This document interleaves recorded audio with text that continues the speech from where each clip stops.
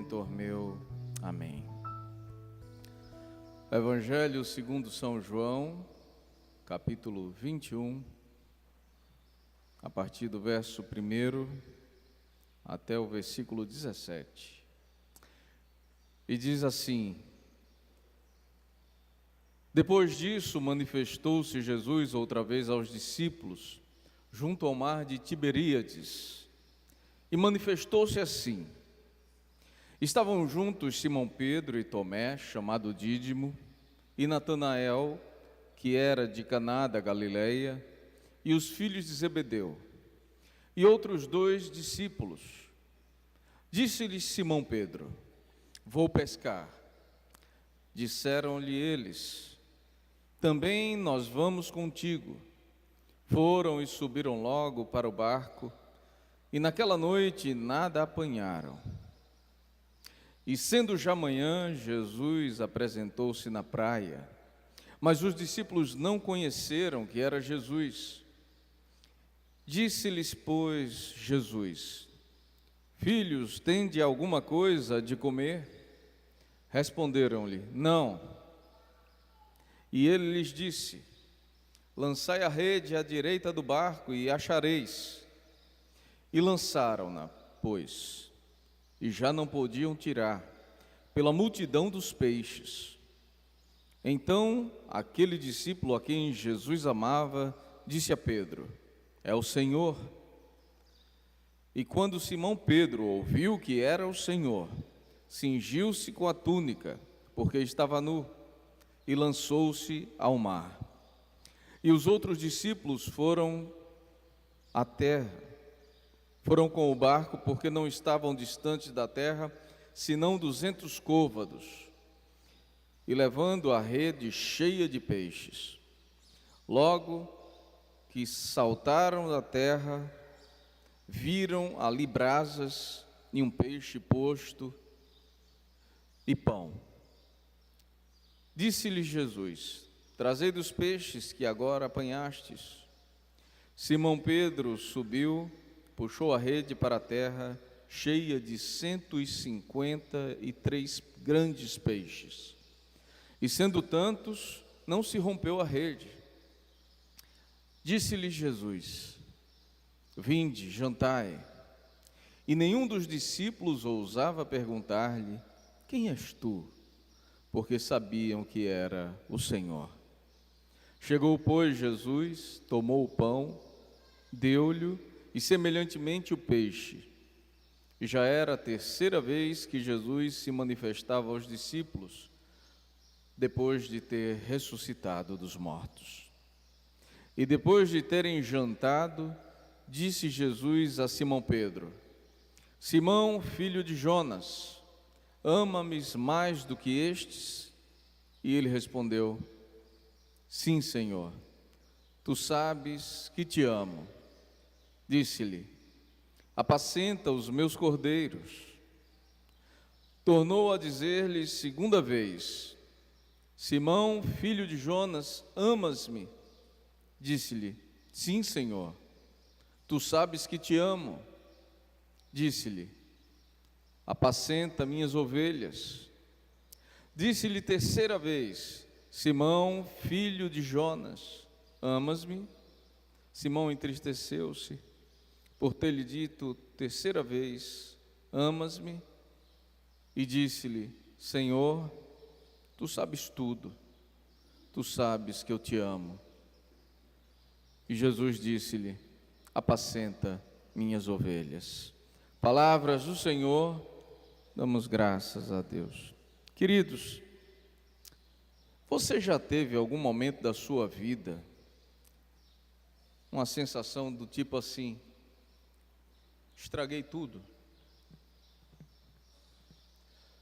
fiz algo muito errado, não devia ter feito e tudo azedou, não tem mais jeito?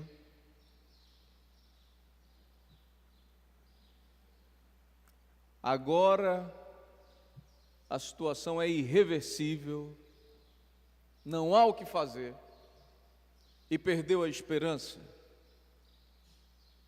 E olha essa história de não tem mais jeito. Se tem uma palavrinha maldita essa, não tem mais jeito.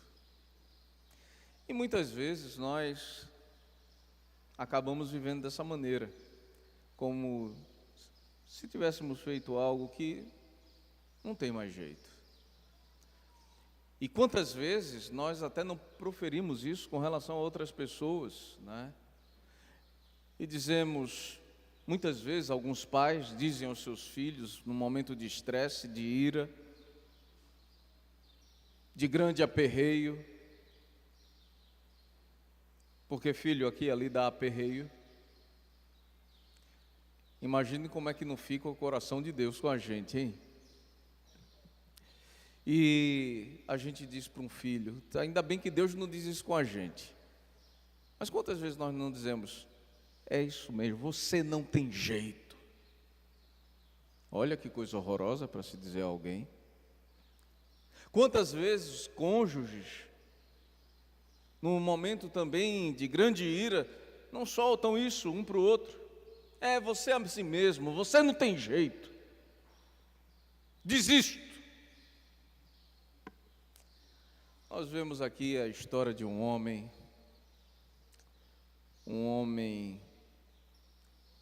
que de certa maneira ele devia estar vivendo essa grande angústia, essa grande dor, esse grande pesar, esse grande sofrimento. Pedro. E Pedro, ele é uma figura muito peculiar, ele é alguém que ele representa muito a gente, em muitos aspectos. Porque Pedro, ele é aquela pessoa que sai do 8 e vai ao 80 rapidamente. E nisso aí, de certa maneira, ele pode nos representar e muito. Pedro, ele era aquele que era o primeiro a falar, o primeiro a agir. E muitas vezes ele só falava com a paixão. Era o sentimento que estava no coração e ele simplesmente soltava. Mas era alguém apaixonado pelo Senhor Jesus. Pedro é aquele que nós podemos perceber que na Escritura, em muitos momentos, ele de repente tinha um sentimento de uma autoconfiança, olha, que era bem alta. Eu entendo que em muitos momentos da sua caminhada junto a Cristo, Pedro, ele se superestimava.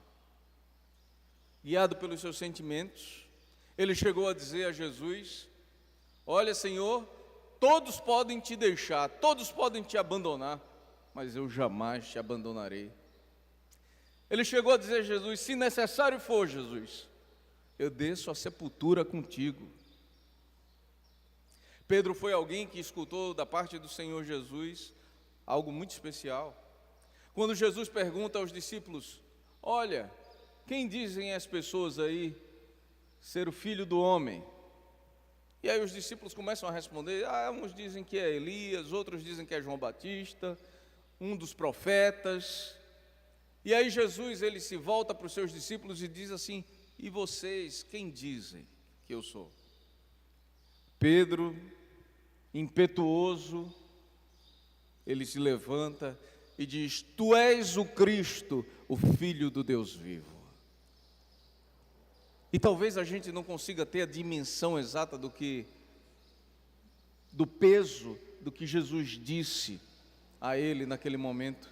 Porque Jesus, ele se volta para Pedro e diz, olha Pedro, bem-aventurado és, porque isso quem te revelou não foi a carne e o sangue, mas o Espírito Santo de Deus te revelou. Ali naquele momento ainda não havia sido inaugurada essa fase que nós vivemos. O Espírito ainda não habitava nas pessoas. E assim, quando Jesus diz que o Espírito de Deus revelou aquilo a Pedro, ele pôde sentir-se com os profetas do Antigo Testamento, aqueles homens sobre quem vinha o Espírito Santo, e ele vinha e usava aqueles homens de uma maneira poderosa para trazer o povo ao concerto do Senhor. Então eu acho que nessa hora, Pedro de repente ele deve ter ficado com a bola cheia, não é? Se sentiu, de repente, nas alturas. Pedro, diante de uma tempestade, os discípulos achando que iam morrer, vendo em Jesus um fantasma, ficam apavorados, veem Jesus andando pelas águas. Olha, Pedro é alguém que se critica também muito, né? Se critica muito por causa desse ímpeto dele e mais tarde por algo que ele ia fazer e que marcou ele, por isso ele estava assim tão triste. Mas Pedro foi alguém que naquele dia em que Jesus está caminhando pelas águas, ele diz: Senhor, se é o Senhor, permita que eu vá até o Senhor andando sobre as águas. E Jesus diz: vem. E ele vai em direção a Jesus. Quando estava chegando perto de Jesus, ele vê o tamanho das ondas e ele tem medo. E aí Jesus chega, quando ele começa a afundar, pega ele pela mão e levanta e chama: homem de pequena fé. Né? E hoje em dia tem muita gente que critica Pedro, porque ele teve medo, ele não olhou para Jesus, ele ficou olhando para as ondas. É muito fácil para você dizer isso, mas ele andou sobre as águas. Eu quero saber qual outro discípulo andou sobre as águas. Mas Pedro foi. Mas teve um momento na vida desse discípulo do Senhor, e esse momento marcante foi quando Jesus ele foi levado. E foi muito difícil, porque Jesus já tinha dito: ó Pedro, sua bola está muito cheia. Não é bem assim, você está confiando demais no que você sente. E os sentimentos são enganosos. Você está se superestimando. Deixa eu dizer uma coisa a você, Pedro. Num jantar, num derradeiro momento, Jesus diz a ele: essa noite, ainda essa, antes que o galo cante, você vai me negar 3 vezes. Não, de maneira nenhuma. Como sempre. Jesus foi preso, foi levado, os discípulos ficaram dispersos, Pedro acompanhando tudo de longe, aonde estavam levando Jesus. Em dado momento alguém diz: olha, esse é um deles, eu vi com Galileu, não sei do que você está falando, não conheço esse homem. Mais uma vez alguém diz: você é um deles sim, o seu sotaque denuncia você. Não, não sou, não conheço. Mais tarde, sentado à roda de uma fogueira, uma jovenzinha, ela diz: eu vi você com o Galileu. E Pedro, nessa hora, parece que volta no tempo.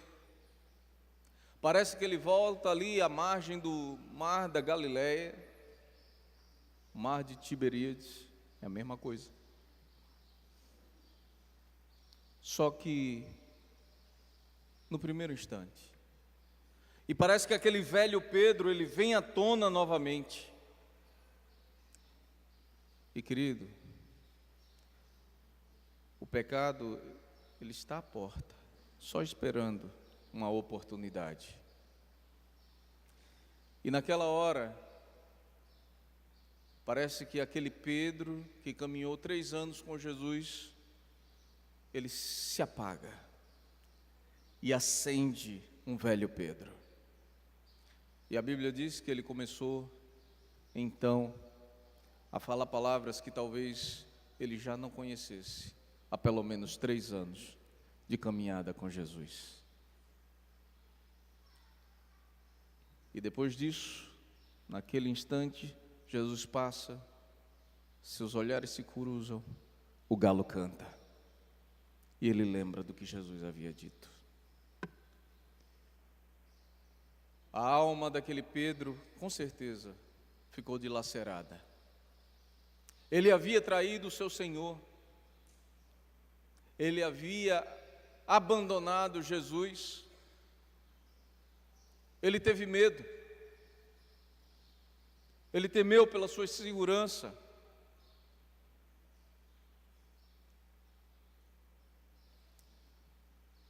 E nós sabemos que depois disso, Jesus passou por muito sofrimento, por muita dor, e culminou na sua crucificação. Pedro havia feito promessas. Pedro disse que jamais abandonaria o Senhor. Pedro disse que seria sepultado, se necessário fosse, junto a Cristo. Mas parece que seus sentimentos lhe pegaram a peça e fugiram. Toda a ousadia, toda a valentia, toda a coragem. E Pedro, que era como que um líder daquele colégio apostólico, ele teve essa sensação: errei, pequei, estraguei tudo, minha culpa. Servi tanto para nada, andei tanto por Jesus para nada, falei tanto de Jesus para nada, orei tanto com Jesus para nada. Esse era o sentimento: dor, decepção, e mais ainda sabendo que ele exercia influência sobre os outros. Que grande estrago ele não havia causado. Todos nós temos um círculo de influência. Todos nós. Uns maiores, outros menores. Mas em maior ou menor grau, você sempre tem influência de alguma maneira sobre pessoas à sua volta. Jesus, na verdade, era o grande influenciador, mas Pedro, ele tinha essa capitania ali no meio daqueles homens. Jesus ressuscita, Maria vem trazer essa notícia aos discípulos. Quando Pedro e João escutam isso, eles correm ao sepulcro, vão correndo. Dá um momento que ele dá uma parada. João continua. Eu acho que ele pensou na hora, e eu posso conjecturar sobre isso. Eita, e se for verdade? Eu vou ter que encarar Jesus. Quem sabe ele não pensava que Jesus ia dizer: olha, Pedro, eu te disse que você ia me trair, e não é que você fez mesmo? Talvez ele tenha parado assim, foi chegando de pouco no final. Você já parou para pensar como, quando nós estamos vivendo situações assim, a gente geralmente procura sempre ocupar a cabeça com alguma coisa que faça a gente parar de pensar o tempo todo naquilo? E geralmente, a gente pensa em fazer alguma coisa que possa ser algo que não seja agradável, não é? Nesse dia, e veja o poder de influência que Pedro tinha. Ele estava com a cabeça cheia aqui, e do nada ele diz: vou pescar. Ele era pescador, devia ser alguém super experiente nessa área,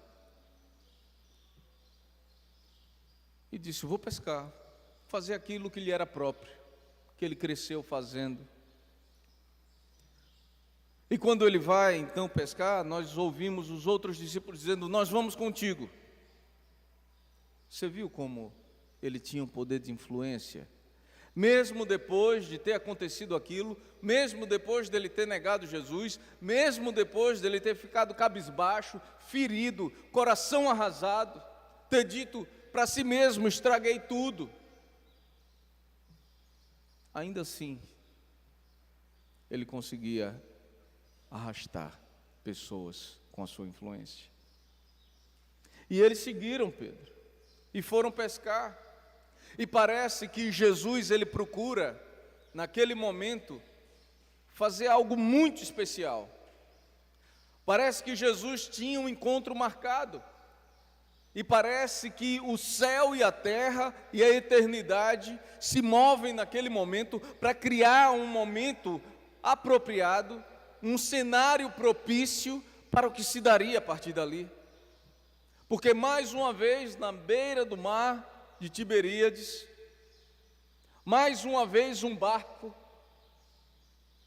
mais uma vez os filhos de Zebedeu junto com ele, mais uma vez uma noite inteira de uma pescaria infrutífera, mais uma vez um homem na margem, um homem na praia,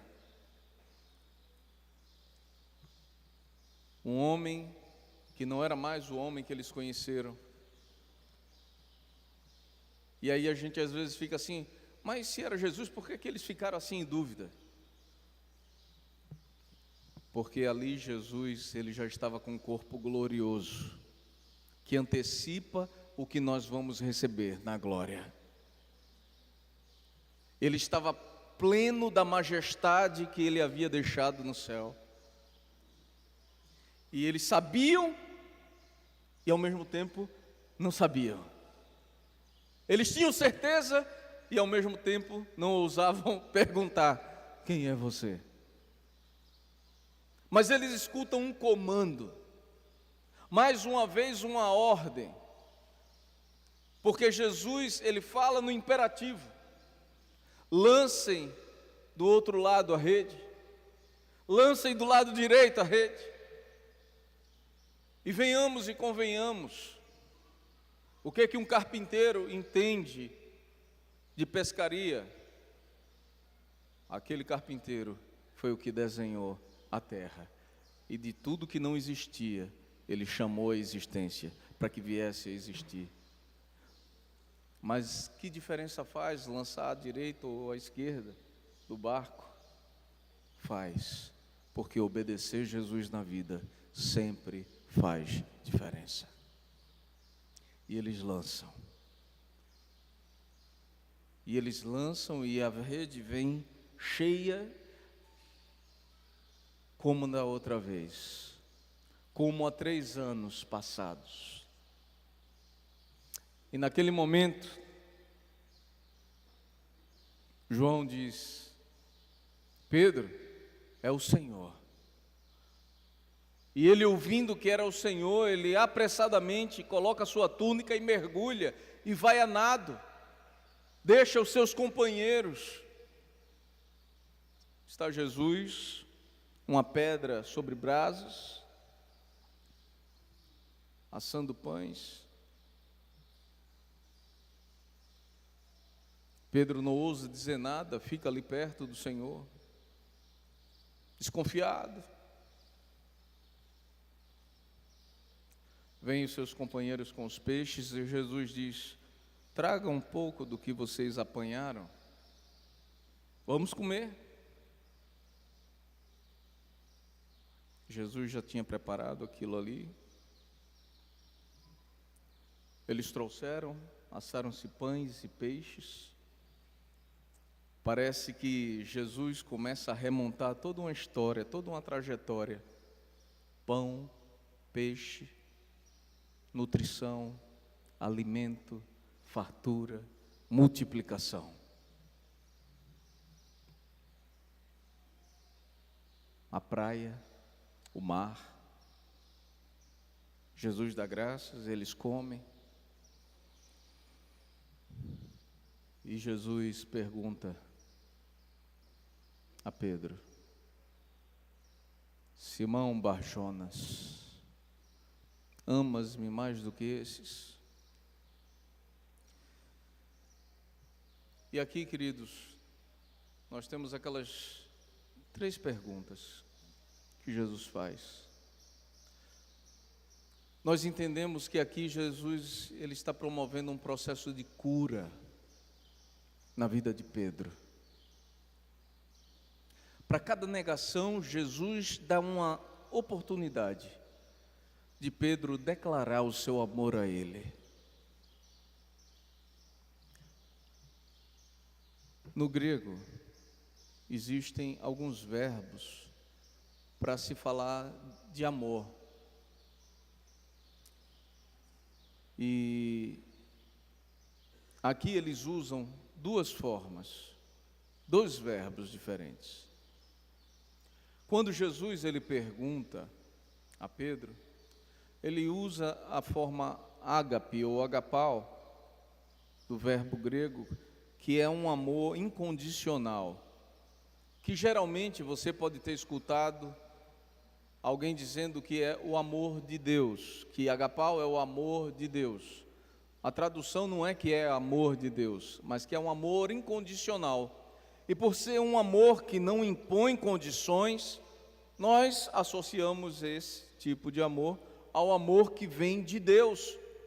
Porque apesar de nós sermos imperfeitos como somos, falhos, pecadores, tropeçarmos vez por outra, e deixa eu dizer uma coisa a você, não é porque alguém entregou a vida a Jesus que ele está imune ao pecado, não. E entenda isso. O bispo disse que porque eu entreguei a vida a Jesus, então não estou imune ao pecado, então pecar tudo bem. Eu não estou dizendo isso, porque tem muito espertalhão às vezes querendo pegar uma palavra dessa, não é? Para fazer o que não deve. Não é isso que eu estou falando. Eu estou falando que nós, com o pecado original, nós temos uma natureza caída, defeituosa. O que acontece quando eu entrego a minha vida ao Senhor Jesus como meu único e suficiente Senhor e Salvador, é que eu deixo de ser escravo do pecado. Eu não vivo mais preso ao pecado, mas eu peco eventualmente, eu tropeço. Quem não erra? Agora, quando um cristão erra, quando ele cai, é no caminho que ele cai. Se arrepende, pede perdão a Deus, deixa de lado o pecado, lembra o que ele disse, a mulher adúltera, vai e não peques mais. E segue com Jesus. Segue com Jesus. É assim. E naquele dia, Pedro, sentindo todo esse peso do mundo, ele escuta Jesus perguntando: tu me amas? Esse amor incondicional, esse amor que perdoa o pecador, esse amor que restaura o caído, esse amor que recolhe, que acha o perdido, esse amor que faz novas todas as coisas. Ele pergunta na forma ágape, mas Pedro, ele responde com um outro verbo, o verbo que é filo ou filéu. E esse verbo do grego designa um amor que a gente tem pelo nosso irmão de dentro de casa, um parente, um amigo que de repente nós temos. Não chega a ser tanto, mas é quase: eu gosto de você. É mais do que isso, mas é quase isso. Pedro, ele se superestimava, foi traído pelos seus sentimentos. E com certeza nesse momento ele estava com medo de declarar algo que ele de repente lá na frente não pudesse entregar. Ele estava ferido, ele estava machucado, ele estava com o pensamento: estraguei tudo. Mas Jesus pergunta novamente a ele: tu me amas? E Jesus mais uma vez pergunta na forma ágape, e ele responde na forma filo. Tu me amas, Pedro, com esse amor incondicional que eu te amo? Tu me amas com esse amor que não impõe limites? Não, Senhor, eu te amo com um amor humano, falho. E na terceira vez,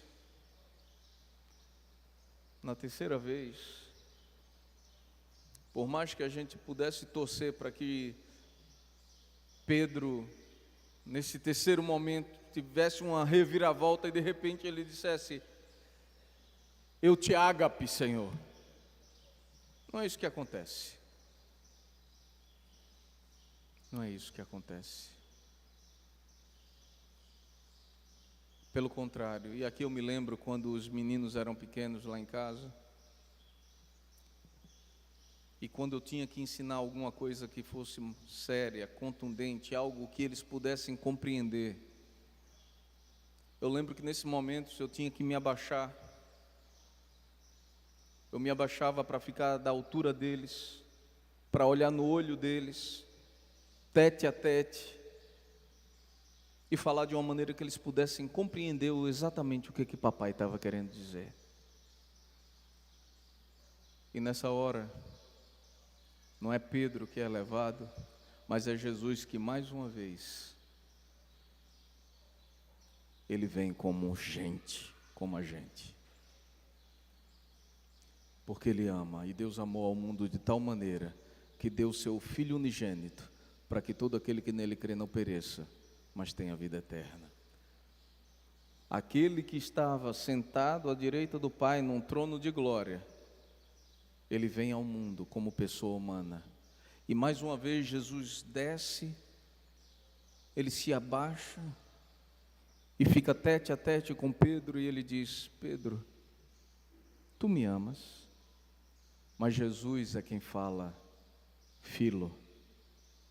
Jesus diz: você me ama com esse amor humano, com esse amor condicional, transitório, imperfeito. É o que você tem para me dar. Você me ama com esse amor? E a Escritura diz que por ter perguntado a terceira vez, Pedro se entristece. Mas deixa eu dizer, a tristeza vem por ouvir Jesus ter que declarar um amor filo. Por Jesus ter percebido a incapacidade de Pedro de dar aquilo que ele não conseguia. E Jesus aceita o que Pedro tinha a entregar a ele. Se é só isso, Pedro, eu aceito. Mesmo assim, eu quero que você apacente as minhas ovelhas.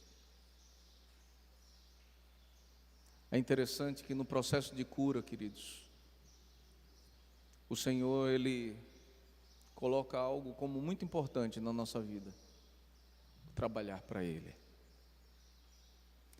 Note que no barco Ele disse: lance do outro lado, e pegaram os peixes. Note que na praia Ele diz: tragam dos peixes que vocês pegaram. O nosso trabalho é importante. E note que para cada declaração de amor, Jesus diz: apacenta, cuida, apacenta. Eu sei que tem muita gente no nosso meio, muita gente que está escutando a gente agora, na sua casa, que deveria de repente estar aqui, mas está mais cômodo lá, que de repente fez, em alguns momentos, estraguei tudo, me deixei magoar, me deixei ferir. Pessoas que não conseguem lidar com a culpa, ou mesmo com o perdão. Quantas pessoas que foram alvos da misericórdia de Deus, que liberou o perdão, do coração generoso de outros, não é? Do seu próximo, que de repente liberou também o seu perdão, mas elas ficam ali, não se perdoam por algo que fizeram, e que entende que foi muito grave, com orgulho, porque isso é orgulho, não aceitam esse perdão, não aceitam o recomeço. Quantas pessoas que já trabalharam tanto para Cristo e vivem pelos cantos,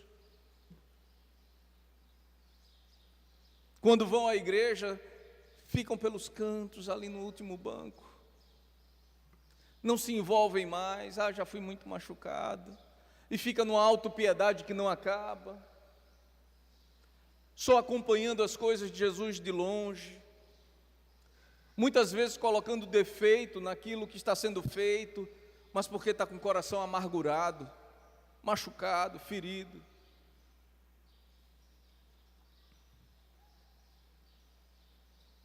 Com o espírito de Pedro do vamos pescar, vou pescar. Não está dentro, mas não está longe. Quem sabe naquele momento, esperando que de uma maneira inusitada, alguém apareça na praia da vida.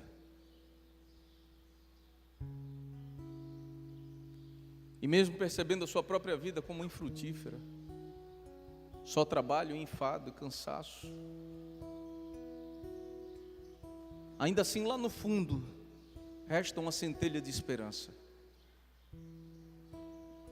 de que Jesus apareça na praia da vida.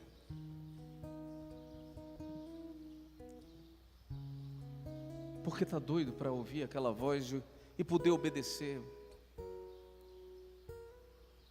Mas o orgulho é grande. É preciso quebrar o coração.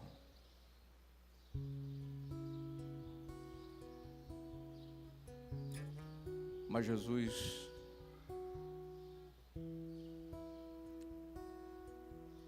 Ele está na praia. Ele não nos abandonou. Ele não nos deixou lançados à nossa própria sorte. Ele está na praia. Ele está perguntando: tu me amas?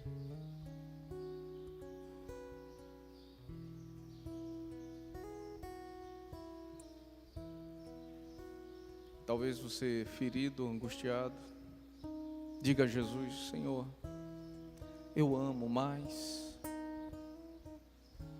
Ele não está perguntando mais nada, ele está perguntando: tu me amas?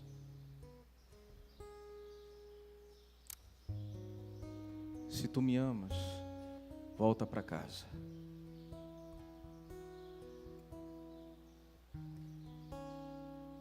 Porque na minha casa não tem lugar para hóspedes, tem lugar para família. E quem é de casa está envolvido com a casa. Não tem tempo para autopiedade. Tu me amas? Quem é de casa arregaça as mangas e trabalha na casa.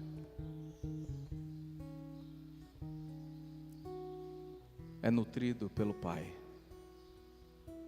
que põe o pão na mesa, mas quer que você participe com o seu trabalho.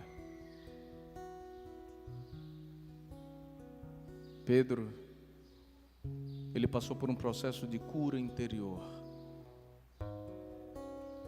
de libertação do seu pecado.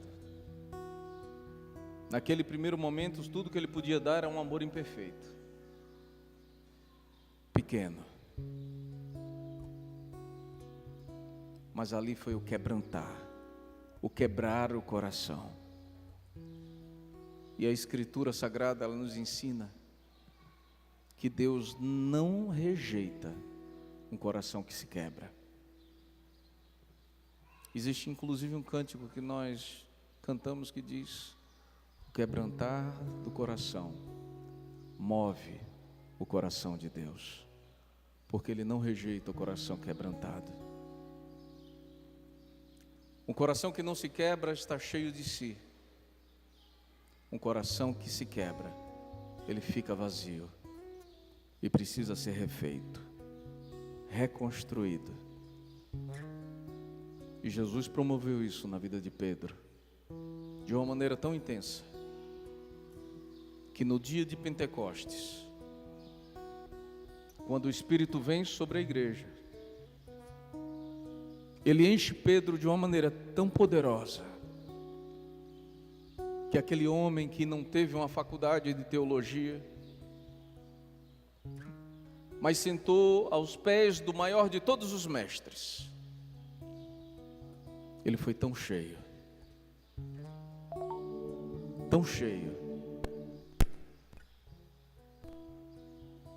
que naquele dia, quando ele abriu a boca, mais de 3.000 almas se entregaram a Jesus. E dias depois, mais uma vez, ele foi tão usado, que mais de 2.000 almas entregaram as suas vidas a Jesus. Talvez você diga: estou ferido, estou machucado, não tem jeito. E eu quero dizer uma coisa a você: o meu Deus é o Deus do impossível. O que pode não ter jeito para você, tem conserto nas mãos do carpinteiro de Nazaré, porque ele continua trabalhando até hoje.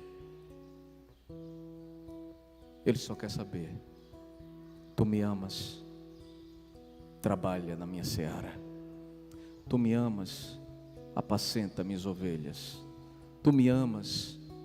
Para de ter autopiedade e ficar pelos cantos. Volta para casa, porque eu te amei primeiro.